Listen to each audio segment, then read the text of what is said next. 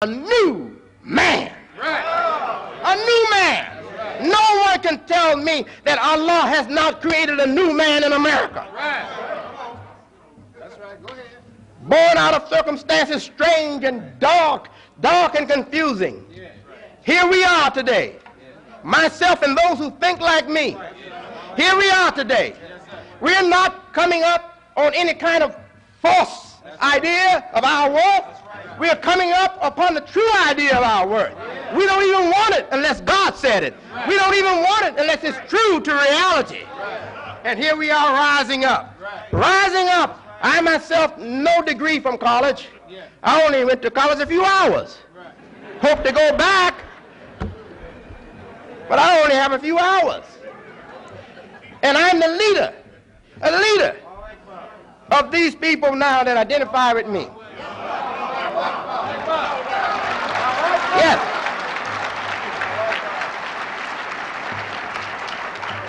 And in the following are bachelors, masters, doctors. And I get the most recognition and the strongest tribute, or whatever you might call it, compliments or whatever, from those with the highest degrees and with the soundest knowledge. They look at me and they submit to me. I don't want it, I don't ask for it, but they give it. They give it because it's demanded of their own knowledge. Their own knowledge demands them. Their own human mind and conscience demands them to come to me and say, Minister, Amen. Yeah. Yeah. And I look at it and say, how did this happen?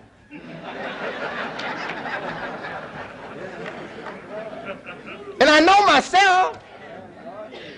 I said, no, this ain't, I didn't bring this about. I haven't earned all this. Oh, I know what you're saying, but I'm saying something that's even more important. This is a group life, and I'm just the focus for it. A superego. A new superego.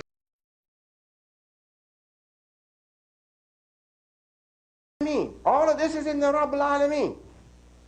Rabbul Alameen, Lord of all the worlds. All right, so now God is Lord of all the worlds. But look at the Arabic language for world.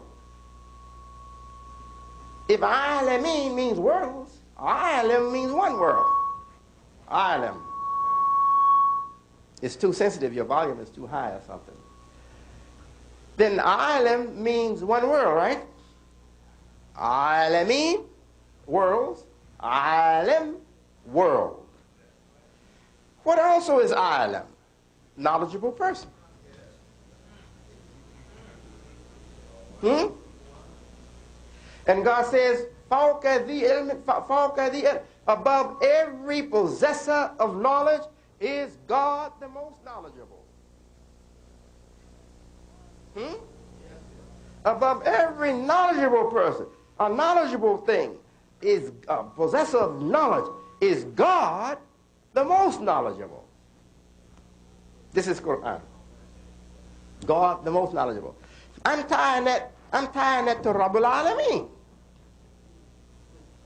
I'm tying this expression in the Qur'an to Rabbul Alameen. Above every great knowledgeable person or being is God the most knowledgeable. Then what is that saying? It is saying Allah Rabbul Alameen. That's what it's saying. That expression is saying, the two expressions are saying the same thing.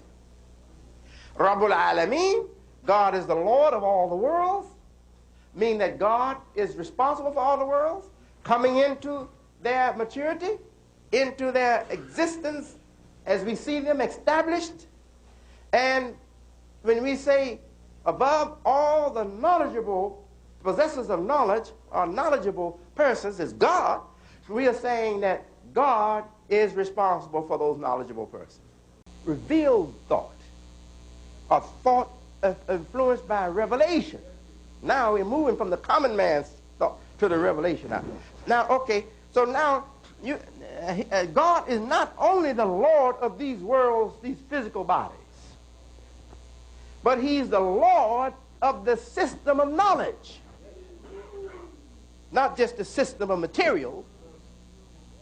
The system you're looking at is the system of material.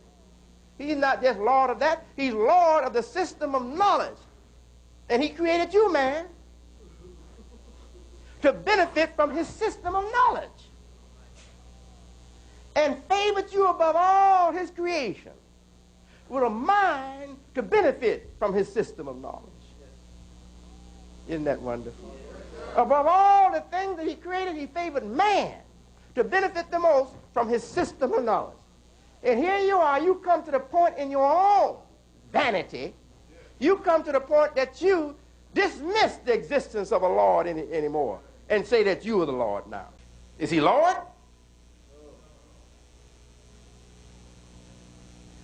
The same law operating in the universe as an expression of God's will is operating in man, who is just a part of this universe. The same one that designed the earth and other bodies and things in the earth to perform as they perform, designed man in his mind to perform as they perform, or as it performs. Now, if we recognize that the earth is Lord, if we can recognize that the tree has no tree Lord, shouldn't we recognize that the man has no man Lord? That's common sense, isn't it? Common sense reasoning. Now, these things that you witness that was raised by a Lord, a creator, you don't say that they have a tree Lord. You don't say the tree have a tree Lord. The elephants have an elephant Lord.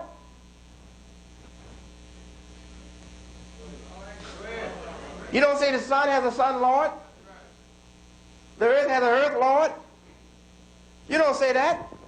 Well, why say man has a man Lord? You're thinking on your own. That's your problem.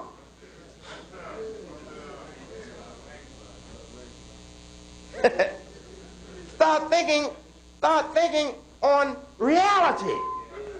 Thinking with the support of reality, not your own mind. Or your mind dreams and exaggerates and become flawed in terms of its ability to reason clearly. Yes.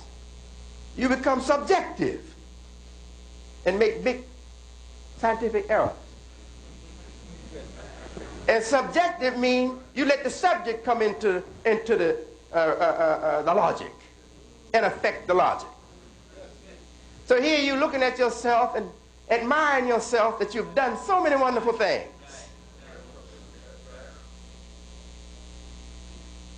Look at the wonderful things the son have done. And once the man thought it was the Lord. But the man grew up to realize it's not the Lord.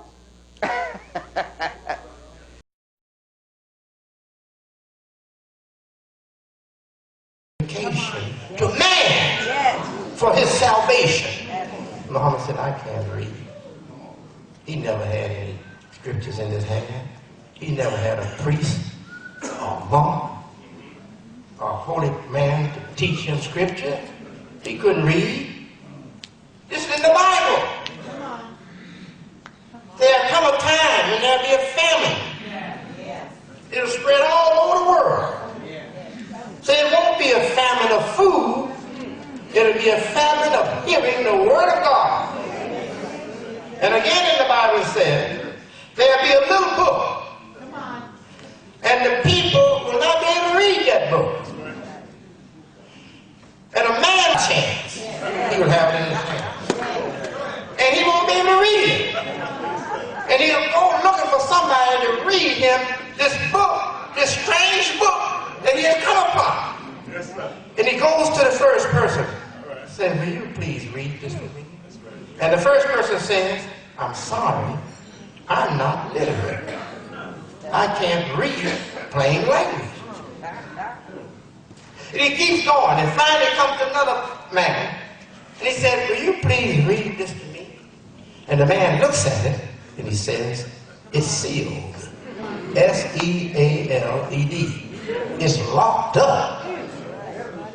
It's sealed from people that don't have this kind of knowledge.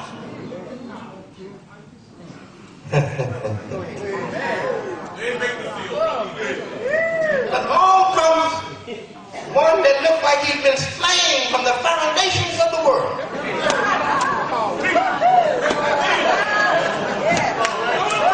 He's not even alive to the foundations of the world.